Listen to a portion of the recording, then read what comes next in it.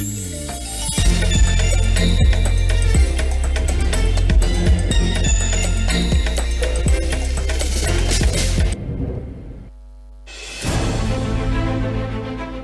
Tuesday, President William Ruto assented to the Affordable Housing Bill 2023, making it law. The signature signaling the return of housing levy deductions. It has been a conversation that has taken center stage since the passing of the Finance Act 2023. It went through the corridors of justice and was declared unconstitutional, then taken back to the people in the name of public participation, and then back to the House, both the National Assembly and the Senate. Amendments were made and passed, giving the government a green light to start its implementation. Tonight, in this special edition of The Bottom Line, we speak to Molo MP Kuria Kimani, who is also the chair of the Finance and National Planning Committee in the National Assembly. What do these provisions mean to we the people? This is The Bottom Line KE. Thank you so much for your time. Let's begin with this. The Affordable Housing is now an act. The Affordable Housing Bill is now an act after President William Ruto assented to it yesterday. What does this mean for the Kenya Kwanza regime first? What does it? What does it mean for the Kenya Kwanza regime? First of all, this is a great milestone to the Kenya Kwanza administration, because this was part of our manifesto. That we promised that we're going to dignify the lives of Kenyans. That the terms that I've used to call the slums dwellers, vitongoji duni, all those bad names that are used for people living in this particular undignified place will come to an end. Secondly, if you walk around, for example, this city and you go to particular estates, you'll find like it's a migration. Like, every morning, if you go to places like Westlands, you see a group of people walking from Kangemi the way down and going to, in the evening, then going to Kawangware and so many other such places where we do not have, it's not possible for people to live near where they work. And that's why really people have to live really a lot of distance from where they work. And we're saying it is possible to actually own a house in Nairobi. It is actually possible to own your own house in Nakuru, in all the major cities, in all the major towns in this country. And also, a very, very key thing that you see in the Act, and this is one of the amendments that we really push at the floor of the House, is the issue of institutional housing. Around every institution of higher learning, whether it is a university, whether it is a TVET, whether it's KMTC, there's a slum. I'm an alumni of Kenyatta University, and there's a place we used to call KM, where people used to be mugged, cases of women being, or girls being raped when they're going to school, or they're coming from school. You have to struggle to pay your school fees, struggle to pay for your meals, and then struggle to get a place to live. You can imagine, if paying rent for people that are salaried like yourself is a problem in Nairobi. Think about that student who studied at the Technical University of Nairobi or the University of Nairobi. So we're saying now we've created a framework for provision of that institutional housing. Talk about our teachers.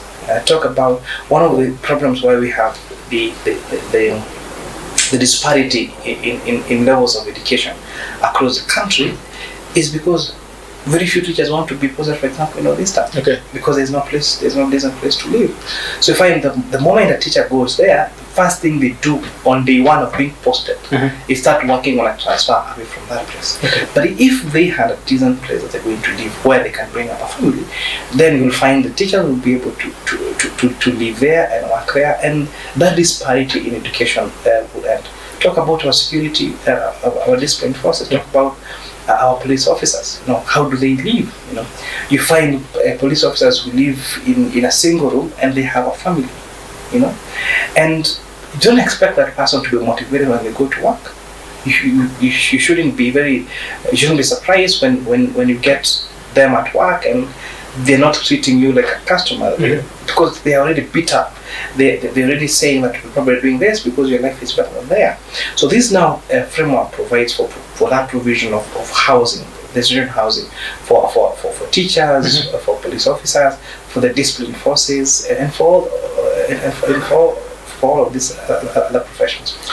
And then In addition, the Act also provides for rural housing. You find there are people who have a small piece of land in the village and they're saying, I don't want to stay in the city. So can I get to have a mortgage and build a house in my village? And Kuria provided for that. Out of the 40 million Kenyans, only less than 2 million Shillings are able to access a mortgage. Okay. Out of the 50 million Kenyans, only less than 2 million Shillings, 2 million people are able to afford a mortgage. And now we now providing a framework where that person who has income from a sector, who doesn't have a payslip, who doesn't have one on permanent pension, because you find even the few mortgage facilities that are available, you have to be permanent pensioner. Okay. So now providing that person who is not PNP is able now to access a mortgage at as low interest rate as at 4% per month. Okay, let me come to the institutional housing. Does this mean that these houses are going to be owned by these institutions or by the people that run them? So the way we've structured the law is we've created a fund, okay, and this fund is run by a board. The purpose of this fund is now to create this revolving fund. So in source of this revolving fund is the housing levy and even budget allocation from the exchequer. But once now this now with the establishment of this fund, we've established what you're calling the implementing entities.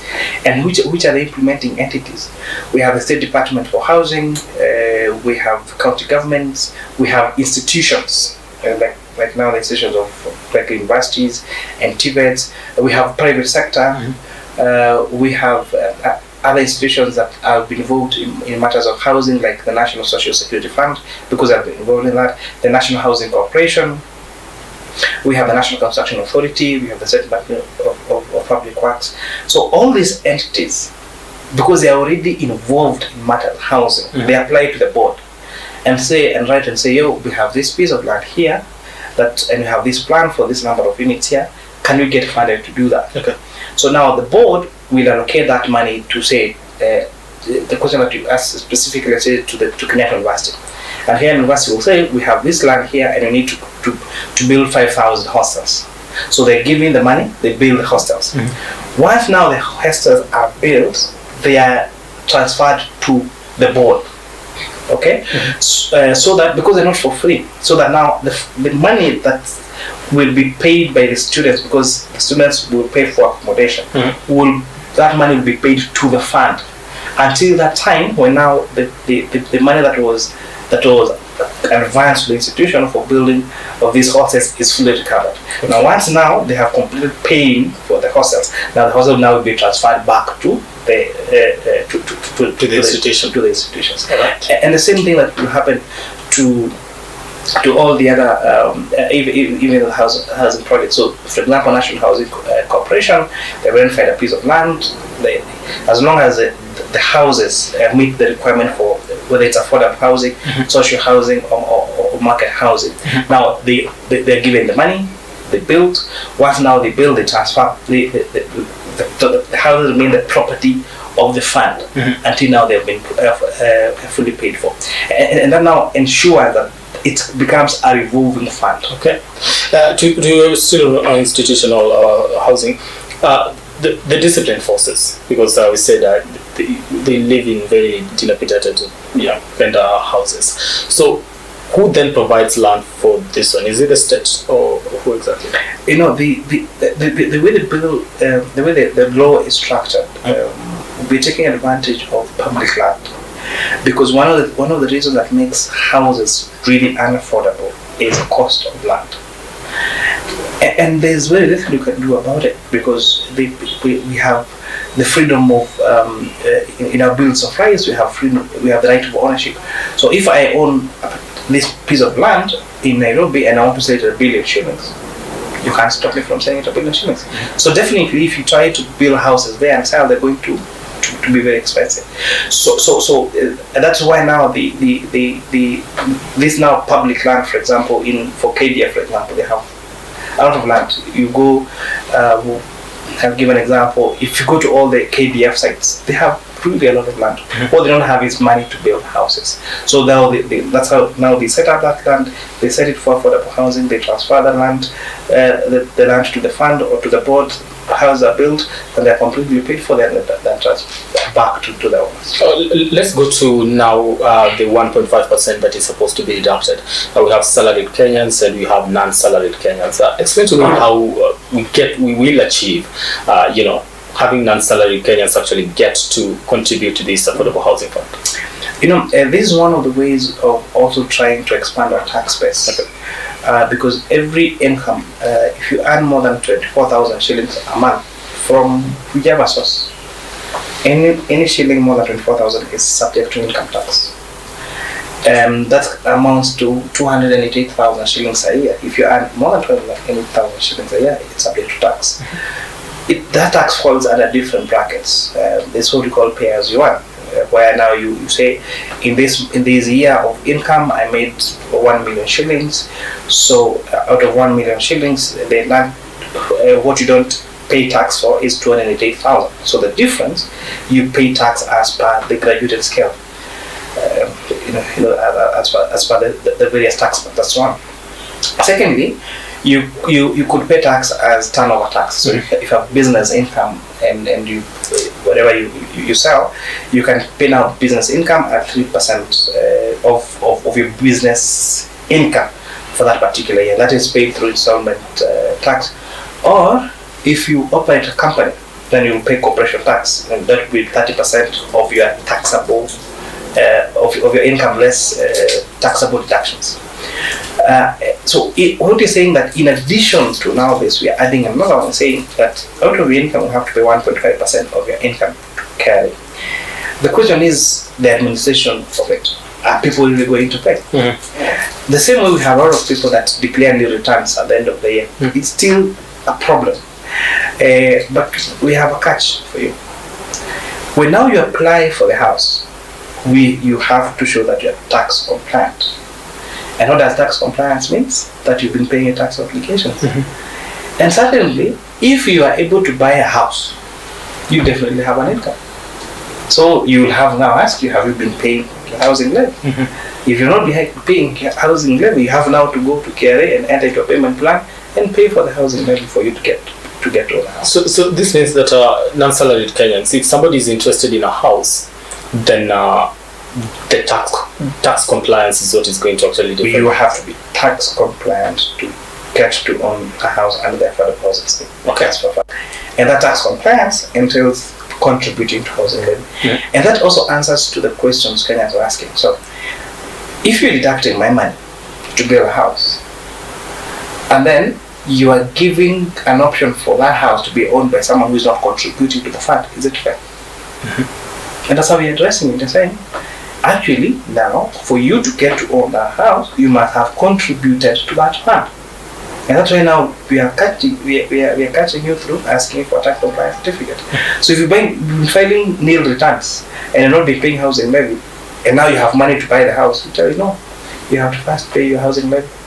What if somebody is interested in owning a house? They don't have a job, they are filing nil returns at the end of the day because they say, I don't have a salary. Some of the things that I get, maybe I go to a gig, paid once in a while, that's the money that I have. So what happens to this kind of person?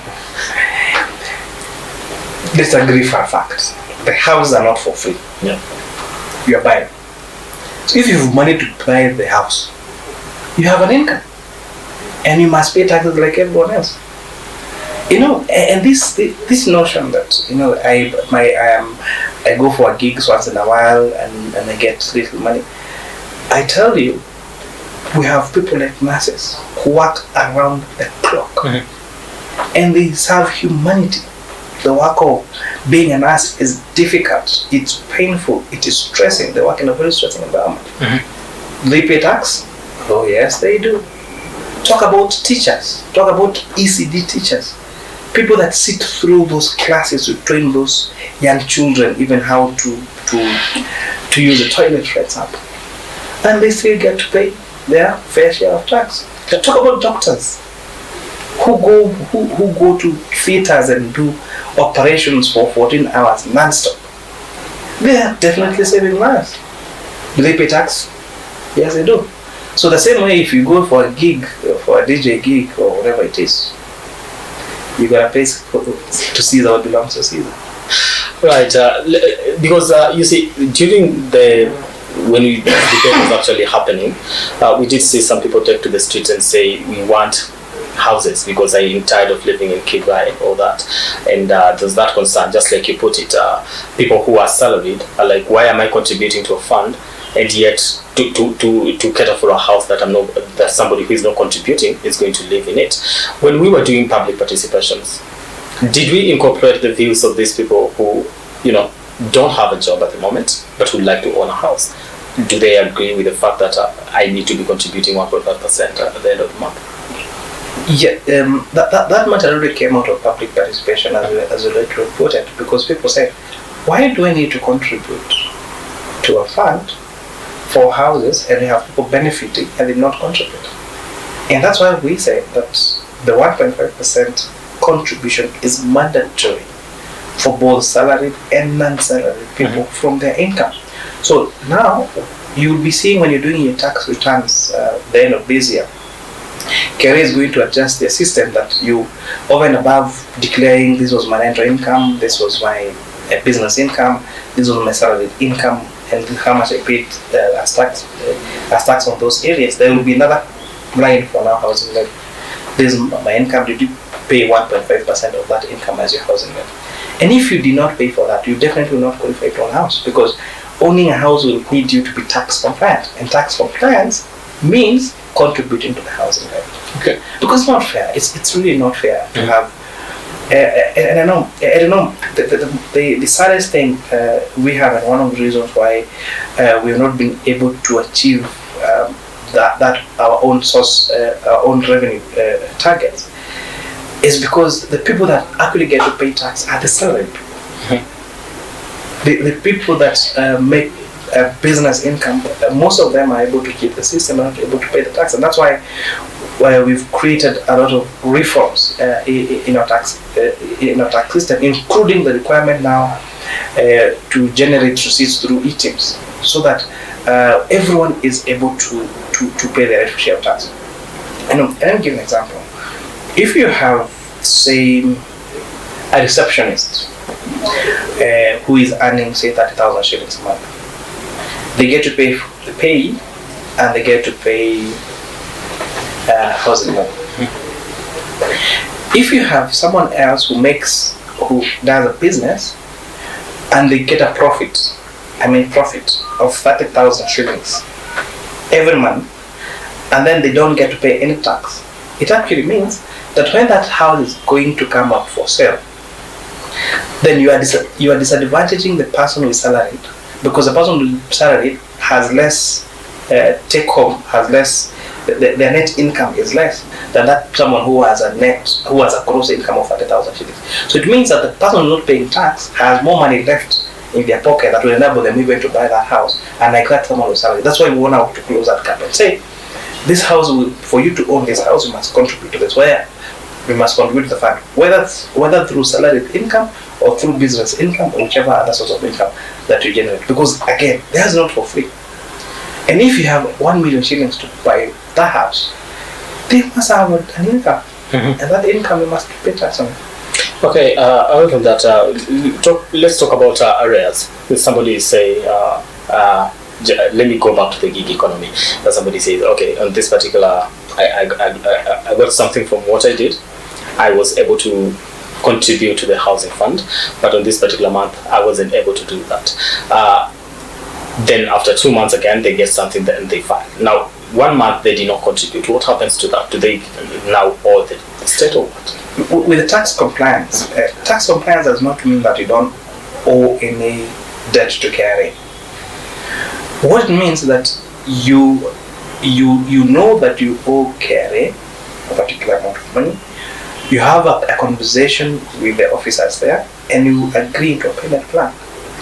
We have a lot of businesses that have arrears, some amounting to millions, amounting to billions of shillings. The only thing that they do is enter into a payment plan. and say, for this number of years or this particular time, I owe this much, and we have entered into a payment plan with KRA to complete this payment. And that is a common practice with the Kenya Revenue Authority. You go and say, this is my tax obligation, this is my debt, for whatever reason I'm not able to pay, but I'm able to pay installments of 500 shillings a month. And they'll allow you. And with that, you will even get a tax compliance certificate because you've entered into a payment plan. And as long as you keep that payment plan, and even if for any reason one of the months again something happens and not able to pay, you just need to explain to a relationship officer at the authority and say, no, this month my business is not doing so well, so I will not be able to make the month of the payment, but I'm going to raise this next month. They're human beings and they totally understand. Okay. The issues of arrears, because I was watching in Parliament when we actually having this debate, and you heard the view that we use the Tax Procedures Act when it comes to arrears, so that penalties. Do you still hold the same, despite the national the Senate actually providing something different and saying, okay, it's 3% of whatever has been. So in the spirit of because we had a bicameral parliament, so in the spirit of just unity and unity of purpose, we agreed that we agree with the amendments made by the Senate and only subjected to I think it's 3% penalty. But I strongly feel that the housing levy should be tied to the Tax Procedures Act, so that we also make it easier for people that pay.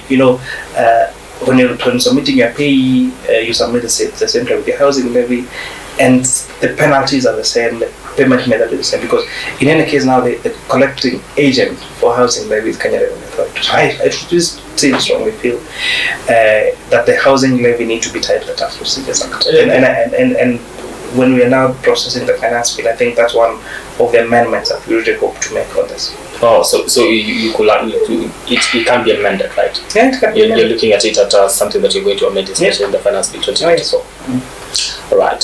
So let me go back to an issue that just read in the papers and also was in the news yesterday, that there's opposition when it comes to this particular act that was assented yesterday, and people are going to court. And we've been in court, in and out of court, for the past 9 months. Ever since the Finance Act was actually passed, Finance Act 2023, that is. We've been in and out of court, especially on the issue to do with the housing levy. Yet we are going back to court again.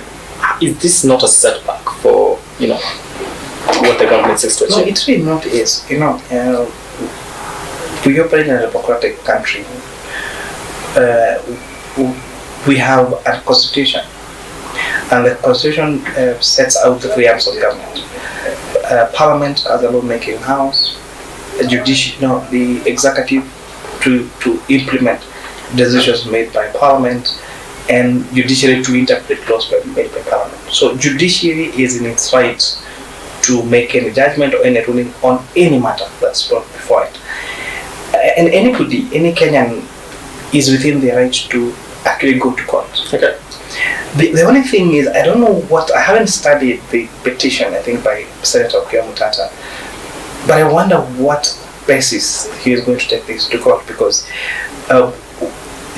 not just during the drafting, but during the amendments that we put at the floor of the House, we actually studied the entire judgment that annulled the Section 36A and B of the Finance Act that was introduced in the housing levy. We studied it, and the reasons that the courts said that the housing levy is constitutional, they said one is discriminatory because it's not necessarily people who are paying and the others are not. So now it is not everyone is now paying for housing levy. They said that because housing is both a national and a county function, the bill should have been considered by Senate. Now the housing bill was actually considered by Senate. 3, they said that there was no express provision of the role of counties. Now we have provided counties as one of the implementing entities for the housing program. So then I don't know what else they could point to that was call it a constitution. We studied the three major reasons that annulled the housing levy in the Finance Act was it being discriminatory, which I've addressed, and now housing levy is paid by both employer and employee. They should have gone to Senate, should be considered by Senate. The housing bill was considered by both the National Assembly and the Senate. And 3, that because the schedules that provide for functions provides state housing as one of the functions of counties. We have provided for counties being implementing entities to this program. There's an argument that it failed, the government failed to look at the complaints of Kenyans when it comes to tax burden or something like that. No, the other reason was lack of a legal framework. Now there's a whole act of parliament, because if you check all the other levies, all the other funds, whether it is the Rural Development Fund, whether it is fuel, the fuel levy, all of them are established under a standalone act of parliament. So they said there is no legal framework, and that's why we provided that legal framework for the housing bill as an independent standalone act of parliament. Now, the legal framework that backs the housing levy. Yes, that backs the housing levy. On the issue of tax burden, one of the housing act now, the Federal Housing Act, is actually going to reduce the tax burden in Kenya in this way. A lot of people, especially the people that live in towns, one of the biggest costs is rent. And yet they pay for this rent all their lives and they never get to own that house. And now if you're able to provide a house near where people work in a rate they can afford, so that if you pay 10,000 shillings as your rent, there's a house you can pay that the equivalent of 10,000 and get to own it at the end of it, then it's actually much better for you. You have a more disposable income than if you continue paying a rent of 10,000 shillings and never get to own it. In fact, one of the things you're going to find in the near future, when now this program really completely kicks out, is implemented, is reduction of rent. Because why would I want to pay rent for 20,000 for a house that's not mine? I can pay that in a rent to own program, and the house becomes mine. So the people that have houses for rent, the forces of demand and supply will force them to reduce the amount of money they charge on rent. And if now they reduce the amount of money they charge on rent, even that person who's not necessarily owning a house, their disposable income is going to increase because they're going to pay less amount of money for their rent. Okay.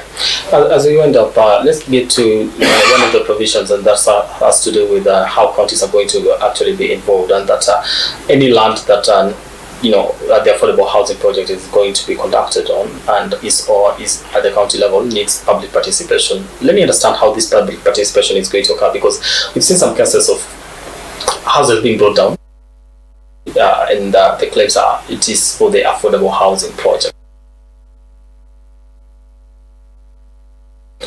When public participation is conducted and we say we do want to have affordable housing project on this particular land, and people say, okay, we live here, we don't feel like we need to move, and yet it is imperative that this project actually gets to occur, because there's going to be resistance. How do we deal with that particular resistance from the people? One of the things that we provided in the Act was that where now the government identifies a particular place for affordable housing projects and there are people already living there, we provided for one, there must be notice, that you must give those people sufficient notice to move. And then 2, once now those houses have been developed, the people who are living there, that settlement scheme, will be given priority in ownership of those houses. Something that has been lacking. So we're saying if you go identify a particular a slum and you want now to build affordable housing there, and then to have, so you now be required to first of all give those people sufficient notice, not where we saw bulldozers going to destroy people's houses in the night. And most importantly, you will give those people the first priority when those houses have been developed. And then that every project has now to involve public participation. To do that, if those people really feel they don't want those houses there, then there's something about it. Because even if the government will go its way into building those houses there, then they will be nullified by the courts, because it's now a requirement that you have to conduct public participation before carrying out that project. And most importantly also, Kenyans were worried about how do you convert this land from public to private. And now what we've done in now the law, we have established that the conversion of land from public to private has to be done according to the Lands Act. Now that the Lands Act provides expressly how do you convert land from public to private or from private to public. Okay. As we wind up, this is the thing. We get people who oppose the project. You're like, we've done public participation and people say we are not interested. But yet the government has a target. We are saying, this is the number of houses housing units that we need to have constructed. In the period of 10 years, this is the number of housings that we need to have constructed. If we are being denied the opportunity to do that, then we are missing our targets. What happens then? Again, we live in a very democratic society, and any program that the government comes up with, and you could go to Thika Road, for example. Thika Superhighway was such a noble project, but remember, it was not an easy way to go. Even when we agreed that it was going to sort out the traffic jam. I don't know whether you were around Nairobi that time when the great Nakumat near Garden City now was demolished, and people didn't like it. When the people told you have to get out, there was this big Krogon garage at that resemble out about. When those Taj Mahal here in Embakasi too. Or now when you had Taj Mahal that now needed to be brought down to pay way for the road, it's painful, but it's gonna be done. So we expect that they're going to be resistant, and every noble idea that has ever been to this country. What are you talking about? Even Thika Superhighway, when we had to break down Taj Mahal, we had to make very difficult decisions.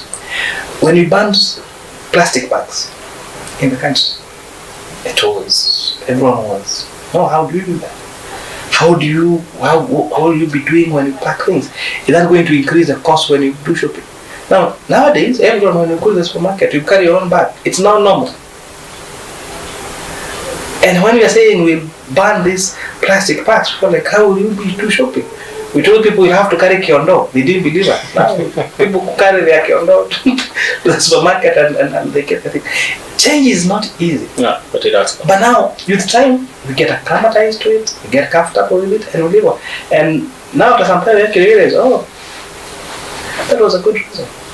One carry when matatus came, and now the matatu sitters, we said now they can only sit 14 people. People didn't understand how a matatu will sit 14 people, because we're used to people getting to 20, 30 people in a matatu. Now we're used to it. If in a matatu, uambiwa mtu akusongea unamwambia hapana, matatu inabeba watu watatu. Alright, so one carry, one house. Talk to me about that. Kenyans were really concerned that the rich will take advantage of these houses. They'll buy, they'll go say take your ID, and you go to the village and take the IDs of 5, 6 people, buy the houses in their names, and then transfer all them to yourself after some time. And then of course because the houses most of them are built on public land and using taxpayers' money. Of course now the houses are cheaper. And so the concern was that someone would buy and then resell them at a higher price. So that's why now we introduce this one KRAP, one house. Okay. So that the fact that I can afford to buy 5 apartments, I don't buy them at your expense. Because I only have one KRAP, then I have now to buy only one. And most importantly, so the idea that somebody could be buying 2 or 3 houses just because they want to rent 1 or 2, we are going to see that they are out of commercial. Houses available. Buy the commercial ones. Don't buy these ones for affordable housing. If you want to buy 3 and 4 to do a business, they are out of. If you check, they are apartments being sold all over. Buy those ones. These ones are for people to own a home that If not for government intervention, they will not be able to afford that house. Okay. So deductions, are they starting this at the end of this month? Will Kenya see? Now it's an act. So basically, this month, that's where housing levy start again. So as an Apple, where we have non-salaried Kenyans, how do they get to pay for this month? Today is 21st or 22nd? Today is 20. Pay slips are not, what do you call them?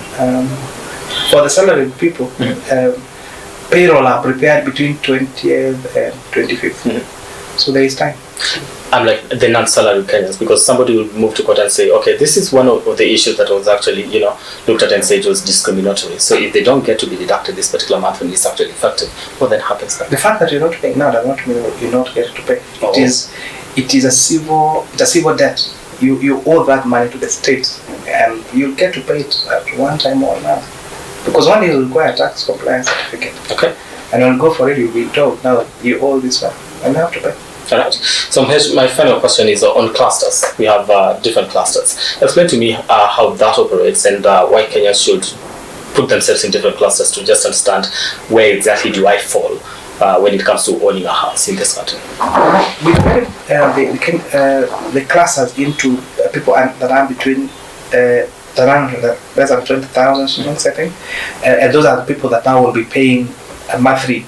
The houses now will be paid a monthly of like 3,000 shillings, and that is mainly the market rate of most of those houses, even some areas.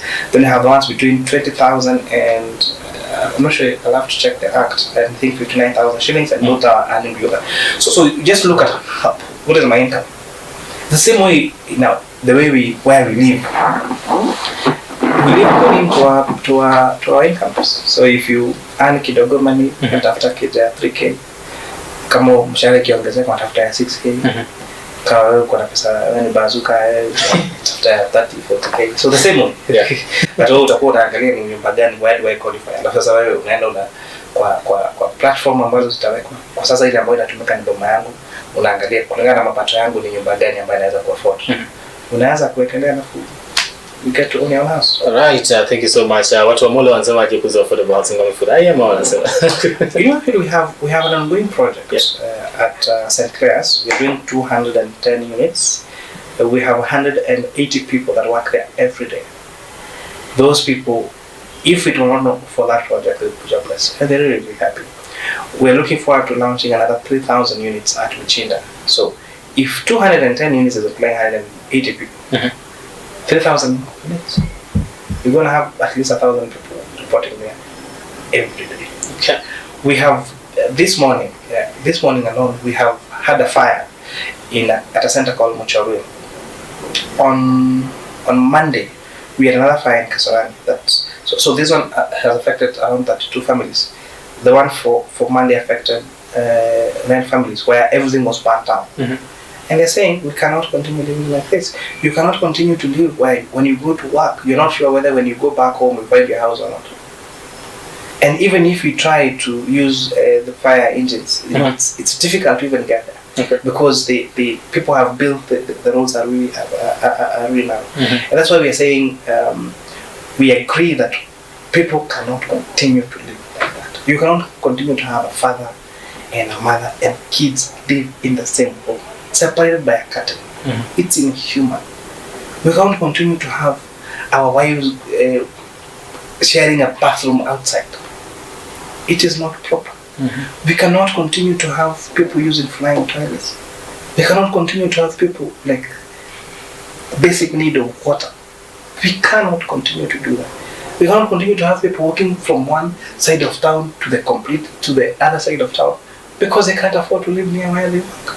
We cannot continue to have students living in slums when they're learning.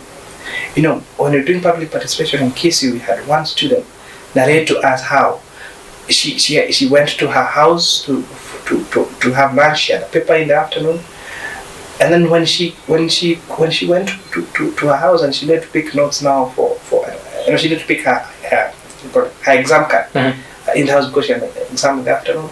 She found the landlord had locked her house. You don't sit for that one exam, It means you have to register.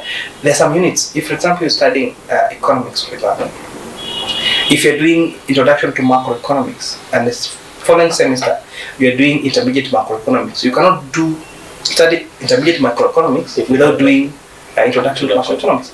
So it means you've not just graduated you've not just wasted that semester, you are wasting her the following semester.